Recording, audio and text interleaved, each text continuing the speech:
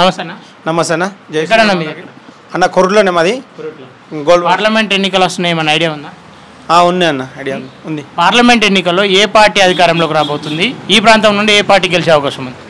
ఈ ప్రాంతం నుంచి వెళ్ళానంటే అన్న ధర్మపురి అరవింద్ గారు ఇంతకుముందు ఎంపీ ఉన్నప్పుడు మంచి పనులు చాలా చేసిండు.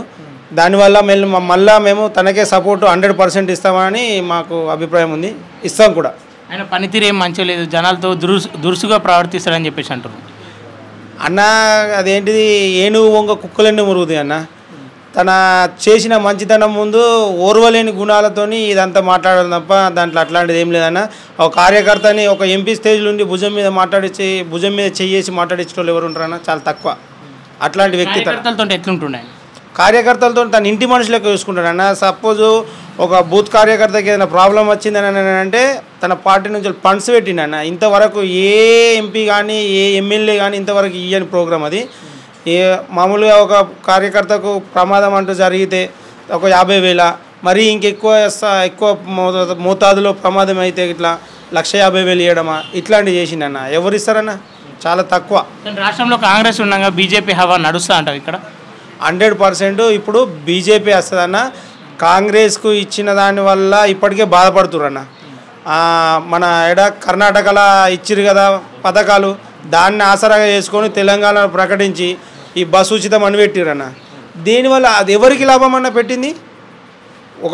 నువ్వు పెట్టాలని అనుకుంటే ఎట్లాంటివి పెట్టాలి? ఉచితం కాకుండా పైసలు తక్కువ వేసి ఉండే, టికెట్ మీద ఇంత తక్కువ, నిజామాబాద్ పోతే ఇంత తక్కువ, కరీంనగర్ పోతే ఇంత తక్కువ అని పెట్టేది ఉండే అన్న. దీనివల్ల ఏం చేస్తున్నారన్న? ఉచితం అంటే ఏం చేస్తున్నారు? పల్లెటూళ్ళలోకి వెళ్ళి కొర్రలకు టిఫిన్ చేయడానికి వస్తున్నారు అన్న. ఎవరికి లాభం అది? దానివల్ల మనకు వచ్చిన నష్టం ఎంత?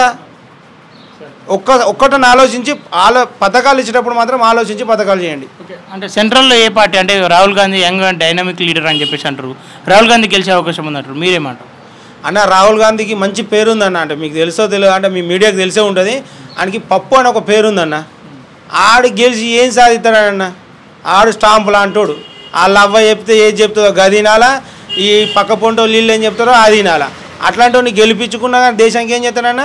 దేశంని ఇక్కడ 85% హిందువులు ఉన్న దేశాన్ని ముస్లింలకు కన్వర్ట్గా చేసిండు. వాళ్ళకు సంబంధించిన జీవోలే తీసుకురావడం జరిగింది. దానివల్ల అంటే వాడు ఒక్కదానికే మద్దతు ఇచ్చేటోడికి మనం వాడుకోవడం ఎందుకు వేయాలన్నా? వానికి మద్దతు ఎందుకు ఇవ్వాలన్నా? అంటే ఏ పార్టీ వస్తుంది సెంట్రల్లో? ఏ పార్టీ వస్తుంది? బీజేపీ వస్తుందన్న. బీజేపీ ఏం చేసింది ఇంతకాలం? 10 ఏళ్ల కాలంలో ఏం చేసింది బీజేపీ?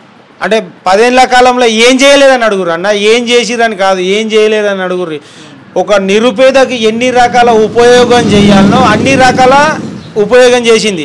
కాంగ్రెస్ ఏం చేసింది అని అంటారా? మరి అది అంతకంటే ఎక్కువ ఉన్నది, 10 ఏళ్ల కంటే ఎక్కువ ఉన్నది కాంగ్రెస్.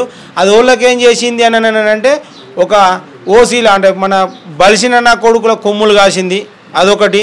మళ్ళీ ఓన్లీ మైనార్టీ అని అనుకుంటా ఓన్లీ ముస్లింలకే. మైనార్టీలో మస్తు మంది ఉన్నారు అన్న. అందులో మళ్ళీ కూడా మాది ఉన్నారు, ఎస్సీ ఉన్నారు, ఎస్టీ ఉన్నారు. వీళ్ళకేం చేయలేదు, మళ్ళీ ఓన్లీ ముస్లింలకే చేసిందల్లా. అంటే ముస్లింలను మనము ఫోకస్ చేసి మాట్లాడమని కాదన్నా, వాడు చేసిన దానికి మాత్రమే నేను చెప్తున్నా. ఫైనల్గా ఇక్కడ సెంట్రల్లో ఏ పార్టీ వస్తుంది కన్ఫామ్గా చెప్పు? 100% ఈసారి బీజేపీకి సపోర్ట్ ఇస్తారన్న. పక్కా. పార్లమెంట్ ఎన్నికల తర్వాత ఇదే మాటలు మాట్లాడతారా? 100% మాట్లాడతాం. పార్లమెంట్ ఎన్నికల తర్వాత అయినా కానీ ఇంకెప్పుడైనా కానీ అది బీజేపీ. ఎందుకు అని అంటే మనకు చేసిన పనులు అట్లాంటివి ఉన్నాయి. మన 500 సంవత్సరాల నుంచి రామ మందిరం గురించి కొట్లాడుకున్నామన్నా, రామ మందిరం నిర్మాణం చేసి చూపించారు. మీ ప్రాంతం నుండి ఎంపీగా ఉన్నటువంటి అరవింద్ ఎమ్మెల్యేగా నిలబడితే ఓడగొట్టారు కదా, అదేమంటారు అన్న? ఎంపీగా ఉన్నప్పుడు ఆయనను ఆదరించినాము, ఎమ్మెల్యేగా ఉన్నప్పుడు కూడా ఆదరించినాము. టీఆర్ఎస్ నుంచి వెళ్ళి అంటే బీఆర్ఎస్ నుంచి వెళ్ళి గెలిచిన ఒక ఎమ్మెల్యే మమ్మలను ఆయన నోడుతో ఆయనను మేము గెలిచినట్టు అని ఒప్పుకున్నాడు అన్న. ఎట్లా ఒప్పుకున్నాడు? మేము రూపాయి వంచకుండా 62,000 ఓట్లు మేము తెచ్చుకున్నామన్న. ₹1 ఖర్చు చేయకుండా కొన్ని కోట్ల రూపాయలు ఖర్చు చేసి గెలిచిరన్న. అది గెలుపు కిందికే కాదు, ఆ ఎమ్మెల్యే గెలిచిన ఎమ్మెల్యేనే మమ్మలను ఆయన నోటితో మమ్మల్ని ఒప్పుకున్నాడు. బీజేపీ అనే వ్యక్తులు రూపాయి వంచకుండా 62 ఓట్లు తెచ్చుకున్నారు, వాళ్ళే గెలిచినట్టు ఒప్పుకున్నారన్న. అంతకంటే ఏం కావాలన్నా మాకు? ఓకే, అంటే ఎంపీ ఎలక్షన్ ఆయన గెలిచే అవకాశం ఉందా? పక్క 100% గెలుస్తారన్న. ఓకేనా, థ్యాంక్ యూ. అంటే ఇంకో విషయం అన్న, అట్లే మనకు మన రైతులకు ఇచ్చిన హామీ పసుపు బోర్డు అది అమిత్ షా మోడీ గారితోనే అది ఒప్పించడం జరిగిందన్న. అదే ఇవి ఈసారి గెలిచితే మాత్రం 100% వచ్చేస్తుంది. మీద అవినీతి ఆరోపణలు కూడా ఉన్నాయి అన్న. ఎక్కడ చేసిండన్న అవినీతి? ఒక్కటన్న ఇక్కడ చేసిండని ఒకటి రుజువు చూపిరన్న. అంటే బీజేపీ కార్యకర్తలతో మేము అంటే ఎక్కడికంటే అక్కడికి వాళ్ళు ఏం చెప్తే అది చేస్తాం. అన్ని అవినీతి చేసిండని ఒక్కటి చూపిరన్న. ఒకటి ఎలిగేషన్ పుట్టించిరన్న మొన్న కొత్తగా. ఎలిగేషన్ ఏంటిది? కళ్ళద్దాలు పెట్టుకున్నాడు, గ్లాసులు దించి మాట్లాడారు అని ఒక ఎలిగేషన్ తీసుకొచ్చిర్రు. అది ఓర్వలేనితనంతో. న్యాయంగా బతికేటోడికి ఇంకోటి పొట్టగొట్టకుండా బతకడానికి రుబాబు అనేది ఉంటుంది అన్న. సర్వసాధారణం. అన్యాయం చేయనోడు ఎప్పుడైనా కానీ ఒక రుబాబుగానే బతుకుతాడు. అంటే అన్యాయం చేసి ఆనికి కాళ్ళు మొక్కుడు ఈని కాళ్ళు మొక్కుడు అనేది జరగని ప్రదేశం. అది జరగదు ఆయనతోని, తరంపూరి అన్నతోని జరగదు.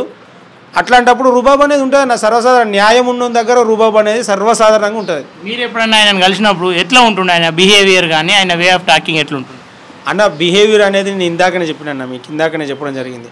ఒక కార్యకర్తతోని భుజం మీద అంటే తెలియని కార్యకర్త అయినా అన్న ఇంతమంది చిన్నారులకు అంతమంది చిన్నారులకు ప్రాణదానం చేసిండన్న.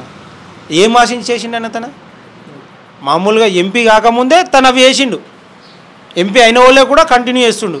అంటే ఏదంతో చేసిండు? ఆశించి చేయలేడు కదన్న. మళ్ళీ ఇంకో విషయం ఏంటనంటే తను ఏది మాట్లాడినా ముక్కుసూటి ఉంటుంది. తన దగ్గర ఉన్న అంటే మా అవసరాన్ని తీరు వీళ్ళని అవసరం తీరు మాట్లాడడం కానీ వాళ్ళని అవసరం తీరు మాట్లాడడం కానీ అనేది ఉంటుంది. ఓకేనా? థ్యాంక్ యూ సో మచ్ అన్న.